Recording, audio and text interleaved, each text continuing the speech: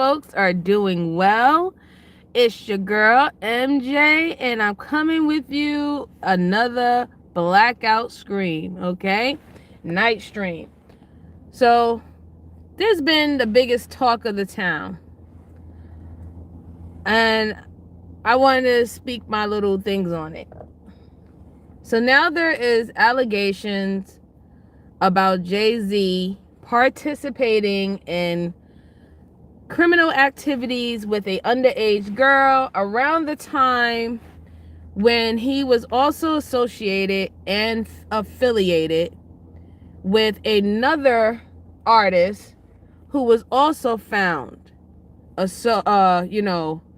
dibbling in criminal activities with underage children. Hey, Miss Jalen. Hey, what's going on, so? Salute, salute, salute. So, my thing is, I'm wondering, is this the end? I'm wondering, is this the end of an era? Because it sure do feel like it, don't it? It sure does feel like an end of an era. To me, a lot of examples are being made, right? Now, I'm not the type of person to say that all allegations are true and all allegations are false. However, I do believe that there's bigger things in play, honestly. There are bigger things in play. And I just think about what we are actually... Oh, thank you. Shout out to Miss Jalen with the 100 ball. I appreciate you. I appreciate you, my love. Thank you. Oh, yeah. Yeah, I was being very, humble and everything. Your girl is fully monetized now. Shout out to me. You know. Thank you, Miss Jalen. Thank you, thank you, thank you. I appreciate you, darling. I appreciate you so, so much. Thank you, ma'am. Thank you. So, yes, to be going back to what I was saying, it's just kind of crazy that a lot is at stake with more of our artists with our particular type of genre. Yeah, finally, right? It was a long time coming, but we here. We here, Miss Jalen. We here.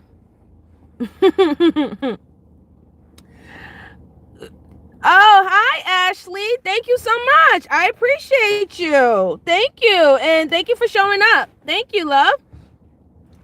And it's just like, I feel like a lot is at stake, really, honestly. Right? Because this is a genre that has been, spread worldwide. It has taken over the world for some decades now. And I just see a drastic change is about to happen right now, right?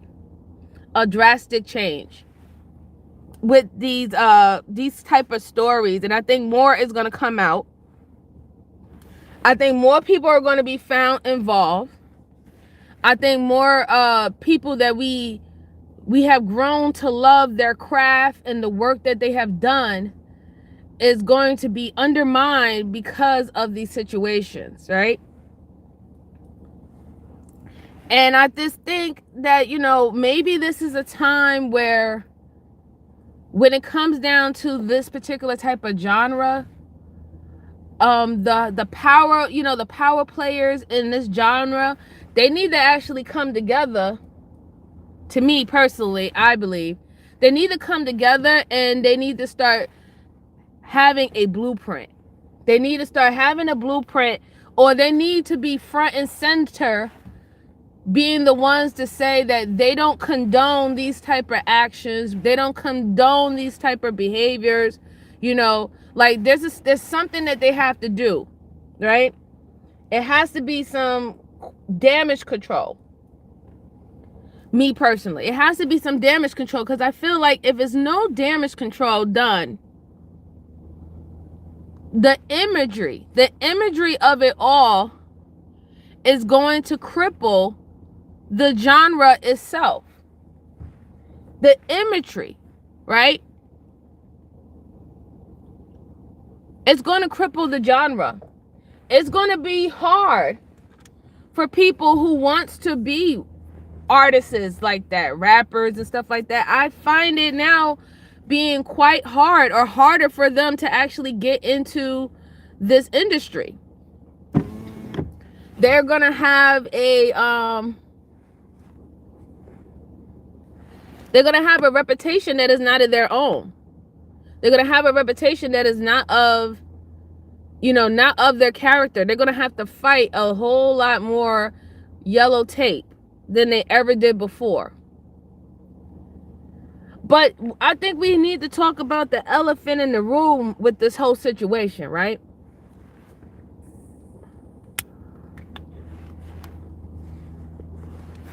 How do people think this make our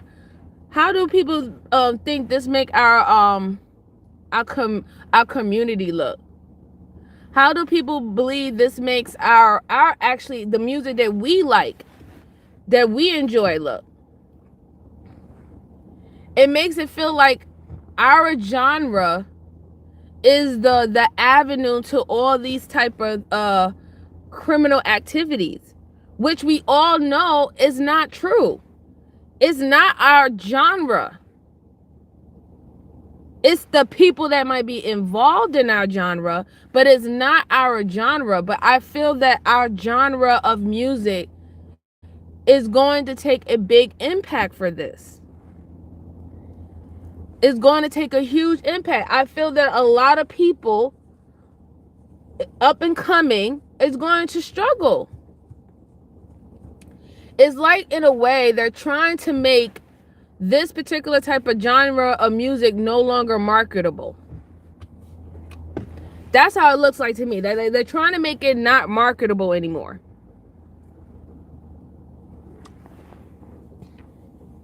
Yeah. I see the music that we put out today, Miss Jalen. I know. It doesn't help, right? It doesn't help at all. And see, that's the problem, right?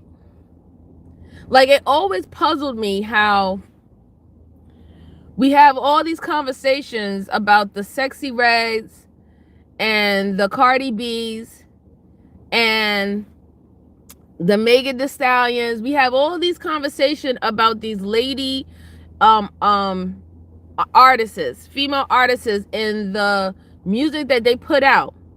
And we say that what they're putting out is so damaging to the youth and so damaging to the gender, right? The female gender.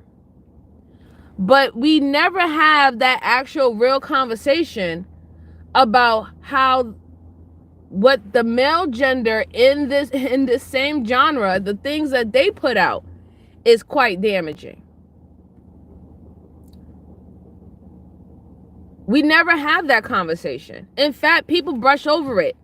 When we have that conversation, it's entertainment. It's just entertainment. People we're not supposed to worry about what grown adults do, and if grown adults ain't, watching their children on what they're listening to, that's not our business. This is what we say.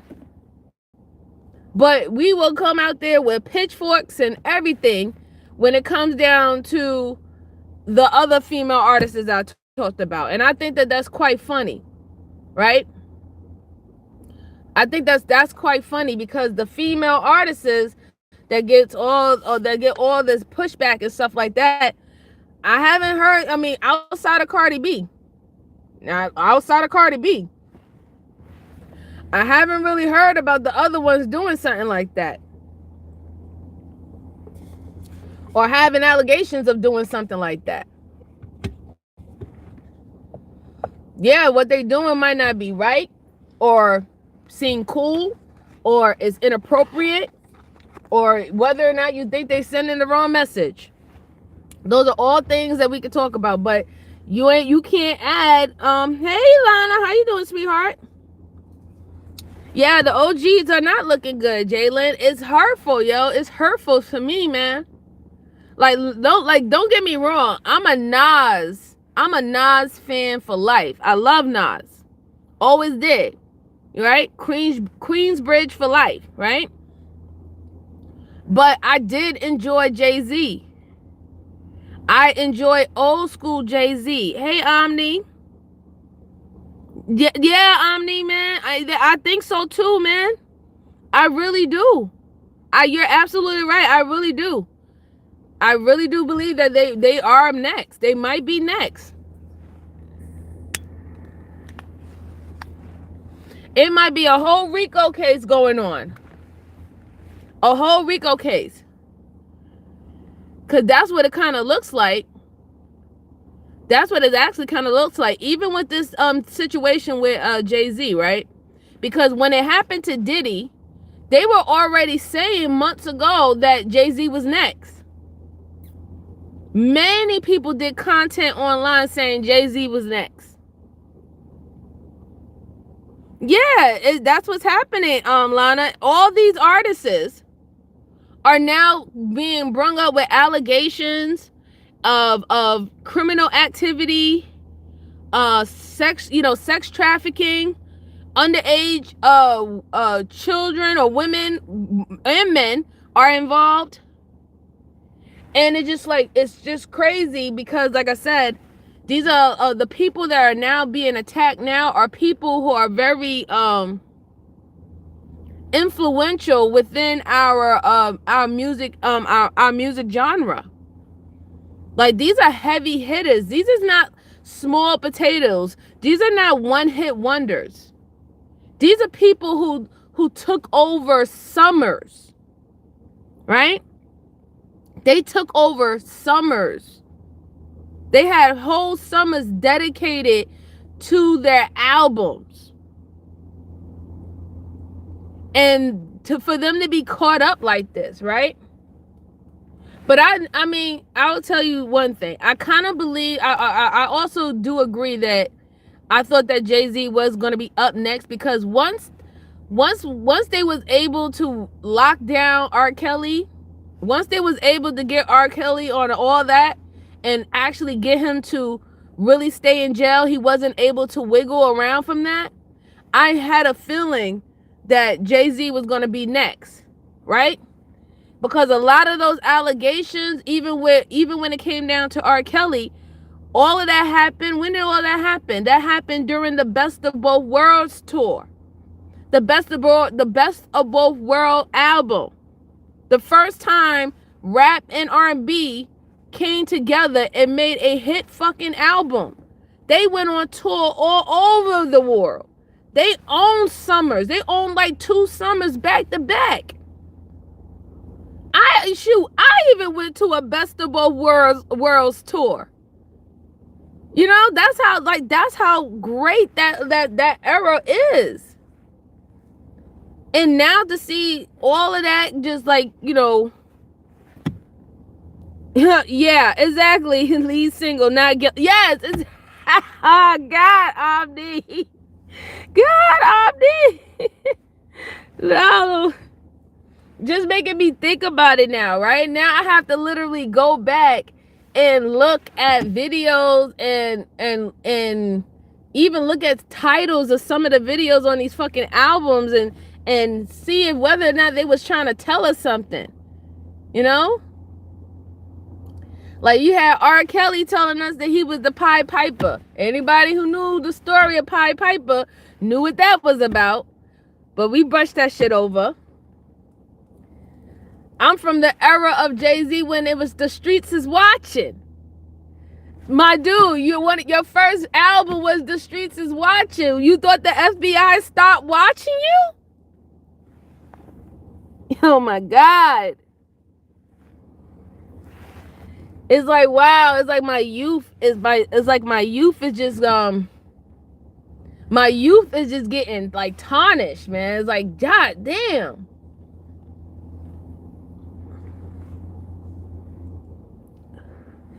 Well, okay, so let's see. Deshaun said See, people want to talk about R. Kelly, but Keith Sweat was doing it too. Yeah. Listen, I think a lot of people was doing it. And that's what I think that we're going to find out. I think that that's what we're really going to find out. How many people were actually involved, right? How many people was actually involved? You know, it was just only recently, about maybe a month, 2 months ago, that I found out that that guy from Boys to Men was actually dating Brandy when she was 19 years old. And the other singer, what's her name? What is her name? The one who sung the song "I'ma Be a Freak" on to the day, until the dawn. That song. He was dating them at the same time. And that's the reason why she lost her. That's the reason why she lost her career. They did a whole documentary on it. And I never knew that. I never knew that during the time when Brandy was on Moesha, she was dating the guy from Boys to Men. Yeah, Dina Howard. There you go. Yeah, exactly. He was dating her and Brandy at the same fucking time. And he ended up leaving Adina Howard for Brandy. Adina Howard lost her job, lost her career because her producer, not her producer, her manager found out about this triangle relationship. And she told her to break it off with the guy from Boys to Men. And she didn't want to do it. She thought that she was really in love. She thought that he really loved her and all the stuff like that. And they just stopped. They just kind of like, her manager kind of just let her go. Just like the label and everything, they just kind of like dropped her. They wasn't giving her no gigs or anything like that. And there was more focus on Brandy, and it was more focus on the Boys to Men person. But then we seen what the Boys to Men person did with Brandy. He ended up playing Brandy too. And then that's when Brandy ended up going to prom with what's his name? God rest his soul. What is his name? What is his name? The famous basketball player, Kobe Bryant. There we go. God rest his soul. Kobe Bryant. That's when Brandy ended up going to prom with Kobe Bryant at that time. And this is what, and when you start to actually think about a lot of these I guess, rumors and speculations, and then you go and look back at all these documentaries and stuff, you start to see what a lot of things that was playing out in the music industry. And you know what? I hate to say that. That just got a lot to do. That has a lot to say about how the music industry moves.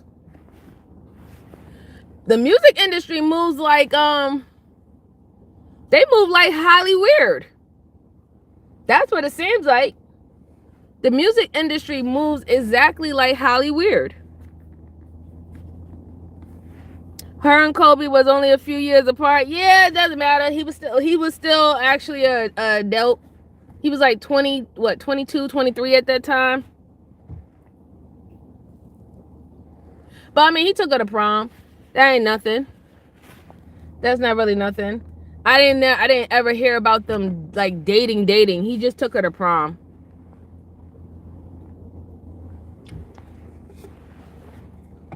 But it's really telling you a fact that the music industry been moving like Holly Weird and this whole entire time.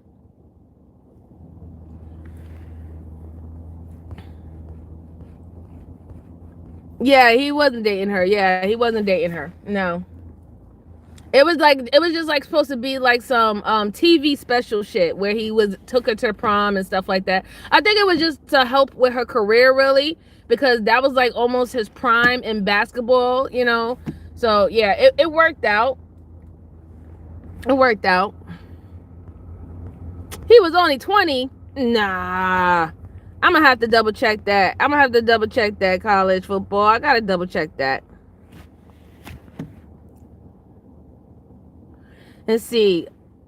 Miss Jalen said it does not change these men being with young girls. Yeah. That's true. Let's see. Deshaun said Gerald Levert died a young. Yeah, yeah, he did too. Absolutely. But I just feel like a lot of this is mimicking Hollywood, right? Because if we seen and heard all the stories in Hollywood, it seems very similar to how now it's the music industry is starting to look like. In Hollywood, you know, all the young child actresses and actors, they have stories about them being violated. They have stories about their momagers and their fathergers setting them up and sending them to those Hollywood parties and stuff, having them all drugged up on uppers and stuff like that because of the things that they had to do to get roles, to get spots, and to get in certain type of movies and stuff.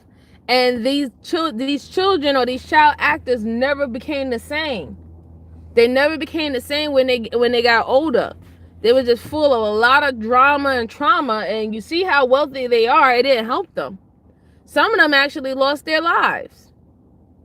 Some of them actually lost their lives. Yeah, yeah, that's true. That is true. Like I remember, like one of the like back in the days, one of the most impactful child star deaths was what's his name, River Phoenix. When River Phoenix died, that like a lot of people was like, oh my god, you know, and he died from an overdose. Then you had look what happened with Robin Williams, you know, him unaliving himself. Then you had Brittany Murphy. She died. She was found unconscious. I don't know, under a supplement or something like that. Then you have Keith Ledger. Then you hear stories about what Britney Spears went through as a child star for Disney. Same thing with Justin Timberlake. Same thing with Christina Aguilera. Yeah, Michael Jackson. Exactly. It's just like, I don't know. It just seems like there's a lot that's being shown when it comes down to our society. Hey, Black Beauty. How you doing? It just seems like there's a lot that's just being shown with our society. And one of the biggest things that I notice about our society is that we love to victim blame. We love to victim blame. It's like, I know that there's some situations where victims, quote unquote victims, be lying. And when all the truths and the facts come out, it really wasn't what it is. But it's just, to me, it's just the initial reaction to a horrible situation or event is always as the person who is end up being far worse after this event is the one that has to go through public scrutiny, is the one who has to go through public judgment, which I find is so crazy, right? And the reason why I find it crazy, not because I don't think that people should be informed, not because I think that everybody's supposed to just take whatever somebody says as face value. No, it's because the way how sometimes the conversation is had, I don't know if people who are very logical and they want to see both sides of the story, I guess they don't understand what aura they get off when they have these conversations with other people, right? Like, we understand that accountability or responsibility can take place in many forms amongst many people in many circumstances. We get that, right? But when we have the conversation of a person being a victim, I don't think that the first thing that we should lead to is, what did the victim do wrong, or what should have the victim done so they shouldn't be a victim, right? I think that when we say it like that, that's just a very surface level understanding of the bigger picture. For example, if a victim out there, let's say a victim who got robbed, let's say a person got robbed, right? That person's a victim. They got robbed. When you start asking questions, you hear that the victim said, well, I was outside at 1 o'clock at night, and I was by myself and I was alone. And then somebody ran up on me, hit me, or put a gun in my face and told me to give me my money or my watch or whatever not. Well, when you're speaking to the ones who are very logical and they remove any aspect of emotions out of it, the first thing they're going to ask is, well, what the fuck was you doing outside at 1 o'clock at night? And why didn't you go outside? Why did you go outside without somebody? Why would you go by yourself, right? But y'all are missing the bigger picture when we do that. Let's say if that person did not go outside. Let's say you're right. Don't go outside at 1 o'clock at night. Don't go outside with your friend. Do you know what that really does? That only saves that person. Does that stop a predator from being out there? Think about it. Just think about it. Does it stop a predator from being out there to hurt another person, to rob another person? No, it doesn't. It only helps one person. Hey, Royce, what's going on? See, look, exactly. Look, 21. See, I knew I was close. I was close.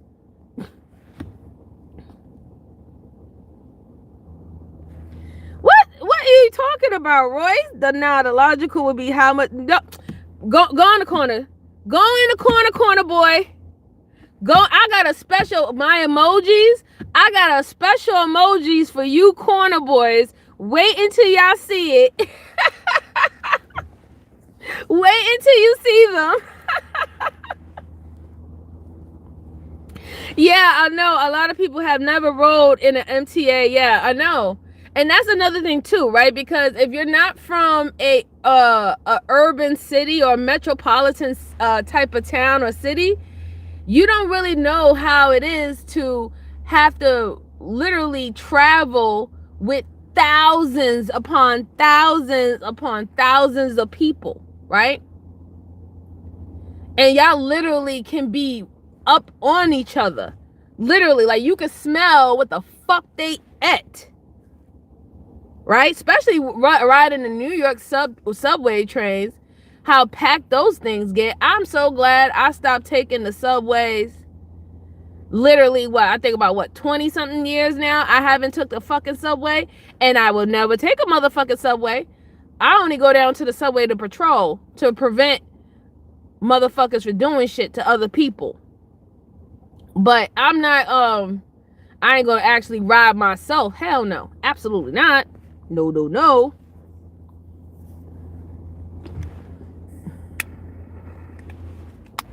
But just think about it. What happened to the conversation about trying to remove bad elements that can actually affect and harm other people? It seems like when we have those conversations about what a victim could have done to not put themselves in that situation, I don't know if it's, to me personally, I believe is unintentional, but it's like you're giving a excuse, or you're giving a coverage for people to do bad things, or to people to do criminal things. It's like, let's not focus on removing the criminal element. Let's focus on trying to prevent more people from being victims.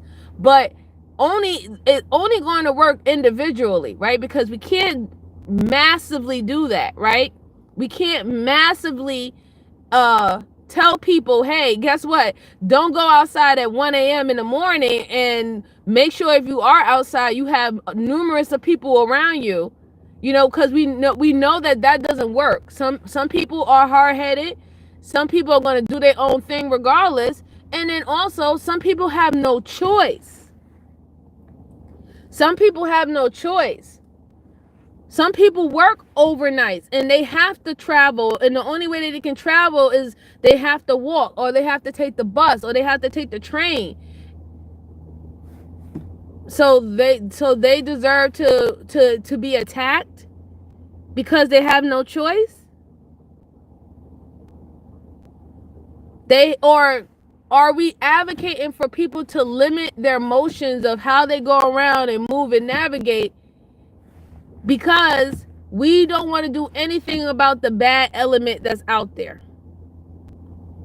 We want the bad element to continue. We allow it to continue. You just need to know that it's a bad element out there. It's a bad element out there. We're not going to do anything to get rid of it. But it's out there, and this is what you need to do.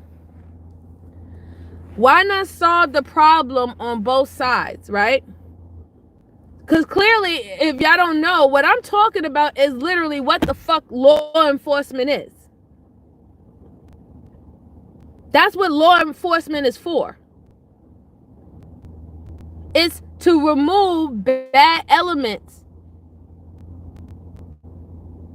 so you can also help save more people. Yes, people have to take precautions. Yes, people are taking risks and they have to take better risks or understand the situation clearer so they can make better decisions. I agree about that. But again, you still, as a society or as a community, you would want to remove bad elements as well. That should be a part of fixing the problem.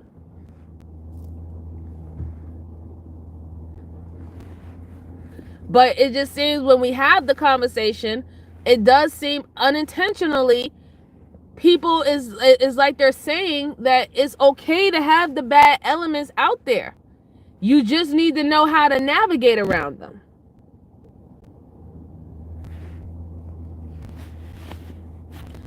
You said we could establish a social contract between the good men and the women who want to be. But here's the thing, Royce. Good men and good women is all subjective and is selective, right?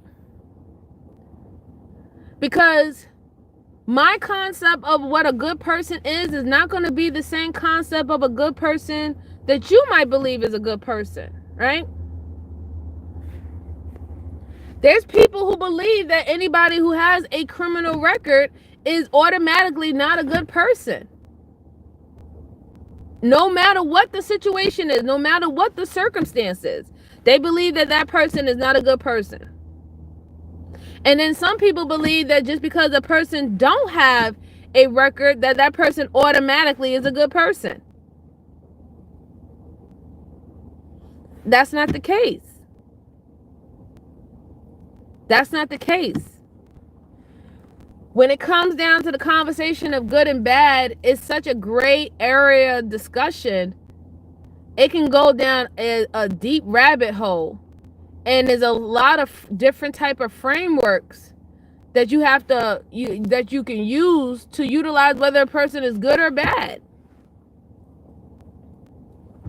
Like, for example, the guy in New York, the ex former Marine who killed that homeless man on a train about a year and a half ago, put him in a chokehold, and he had gotten assistance and help from other fellow passengers on the train. He was just acquitted from any civil rights charges. They acquitted him for criminal charges a long time ago, but they were suing him for civil rights charges. They just acquitted him today. They just acquitted him today. Very smoothly did they acquit him. Because that's what they normally do. They wait and they prolong the case. They get people to forget about it. It's not trending in the news. It's not a hot focus top, on point anymore. So everybody's paying attention to something else.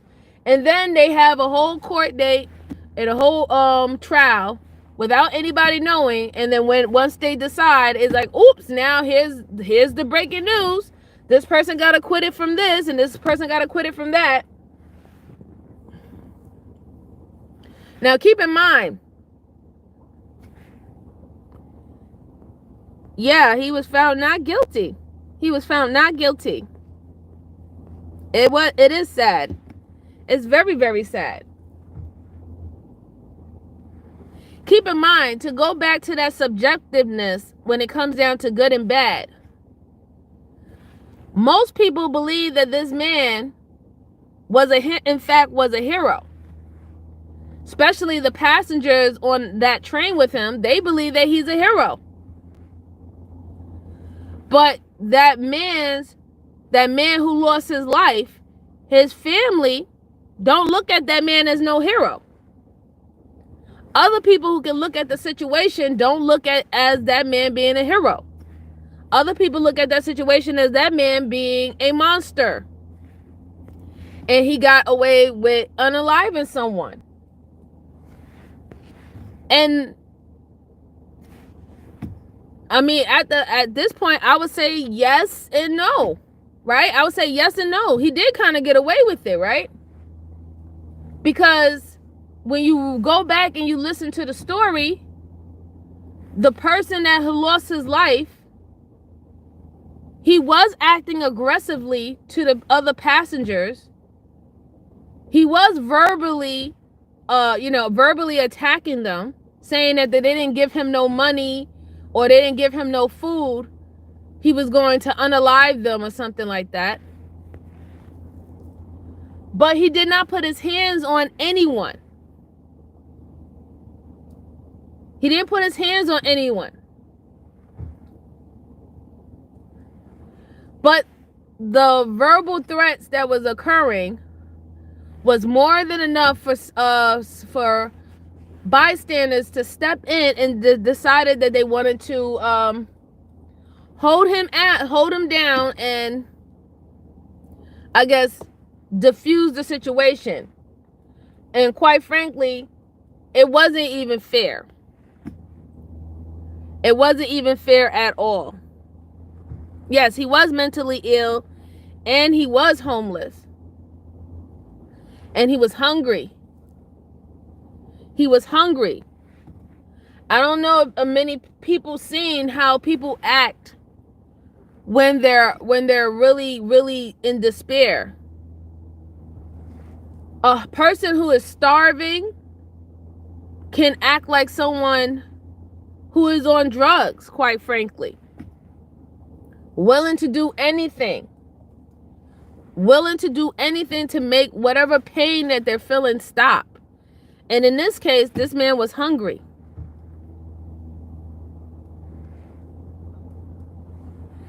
But like I said, to the passengers that was on the train, this man was dangerous to them.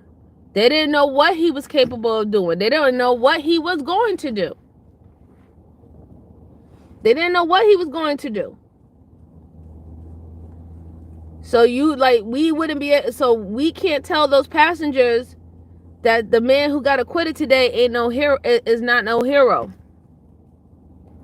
And then we also can't tell the family members of the man who lost his life that that man is a hero either.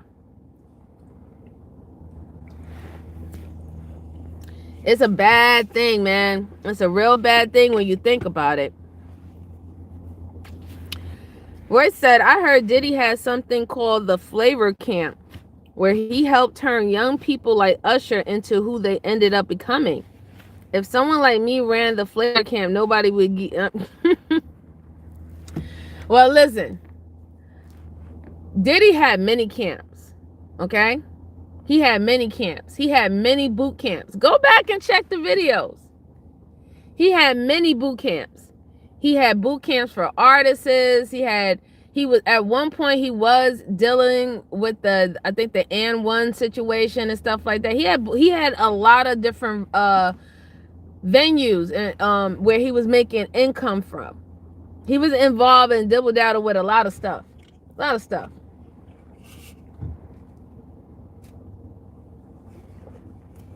But like I said, all in all, when you think about it, it does seem like our era is coming to an end. I don't think as the new year approaches that hip hop is going to be viewed the same way. I don't think that hip hop is going to be marketed the same way either. I think that other people who have taken a liking to this genre and have decided to make it their own stamp on the genre, I think that they might become or be pushed to the forefront. Like, you won't see another Ja Rule or another Nas, another 50 Cent, another who else? You know, all the other ones. I don't really know all of them because I don't listen to this new stuff anymore. But yeah, I don't think that we're gonna see these type of people being the face of the genre. If they don't take away the genre or limit the genre, we're gonna see a whole new face of the genre if they keep it going.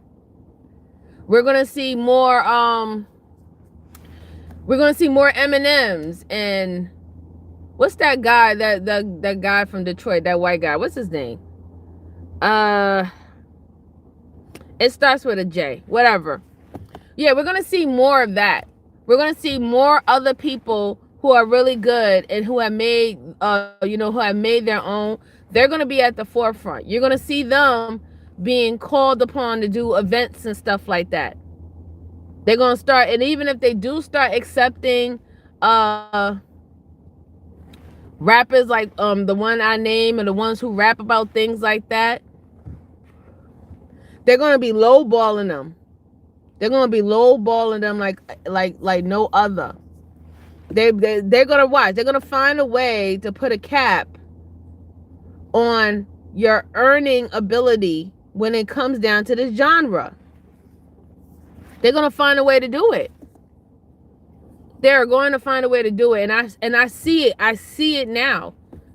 All this negative publicity, and it's all being tied to the genre. It's being tied to the music.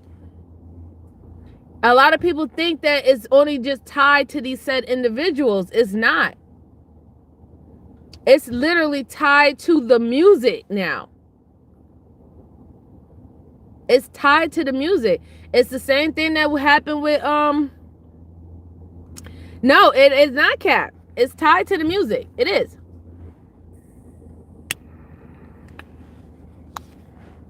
It's tied to the music.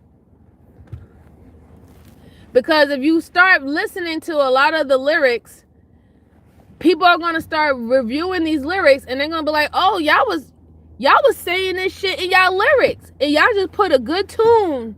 You just put a good beat to it. And people was shaking their ass and dancing and all the stuff like that. And not really even understanding what they was listening to. Not even understanding the phrases and the statements that were actually being made.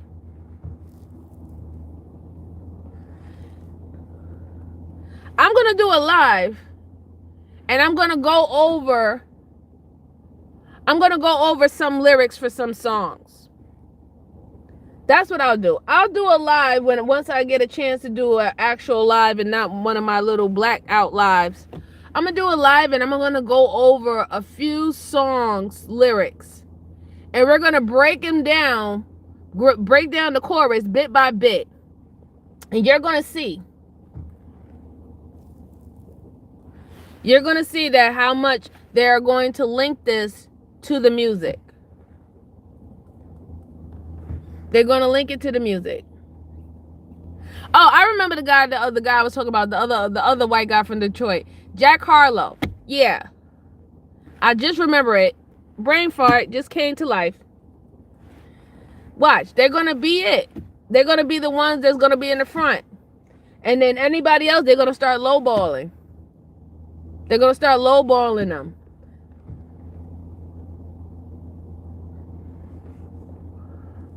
You can already see how much this is, even this allegation is how it's going to affect even Beyonce.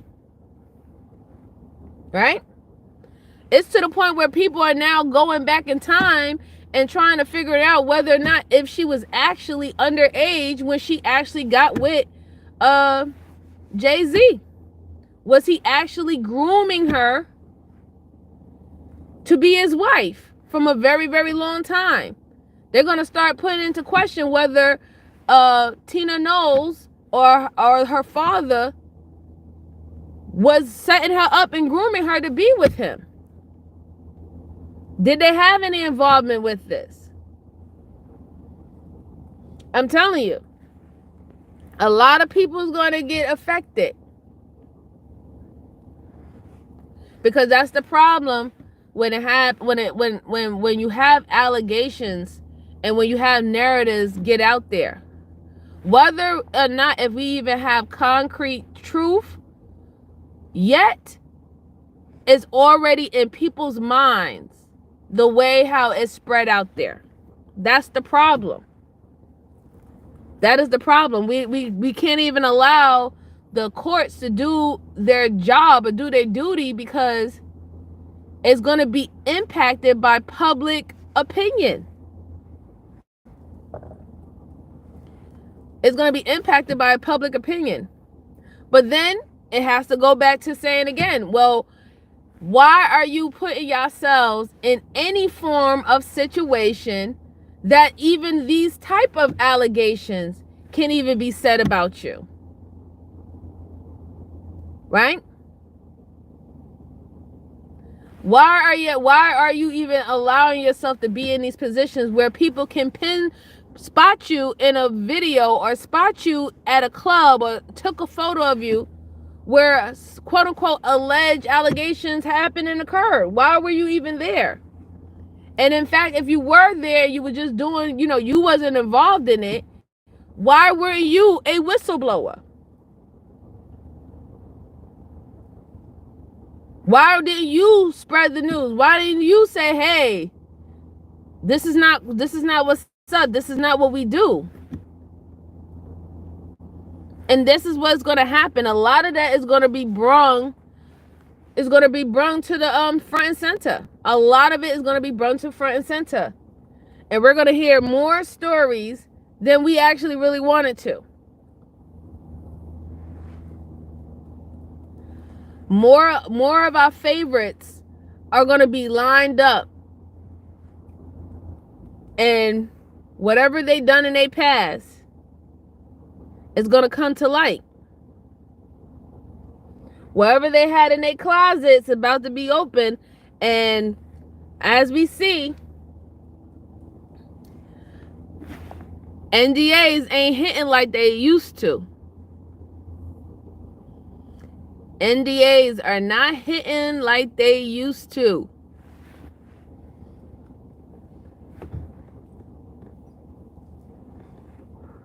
Because when the federal want to get involved and when the federal want to take over, they give you a big middle finger to your NDA.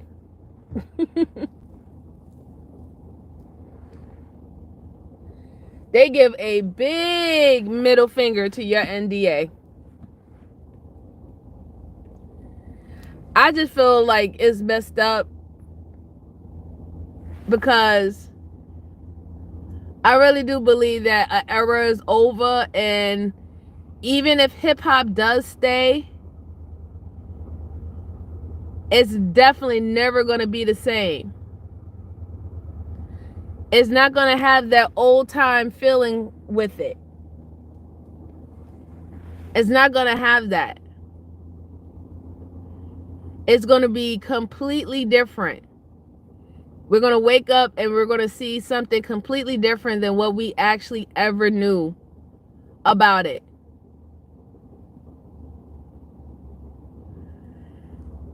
And it's a lot of things that's coming down the pipeline. I can sense a lot of things coming down the pipeline.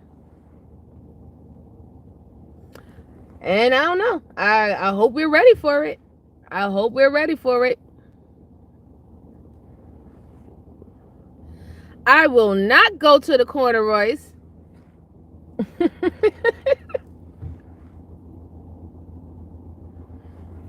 I will not go to the corner, sir. Hear what I'm telling you. You're gonna see.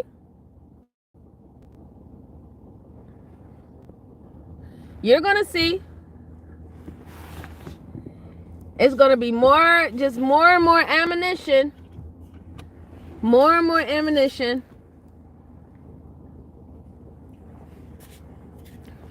But then again, it goes back to, if we don't do our due diligence, somebody gonna do it for you.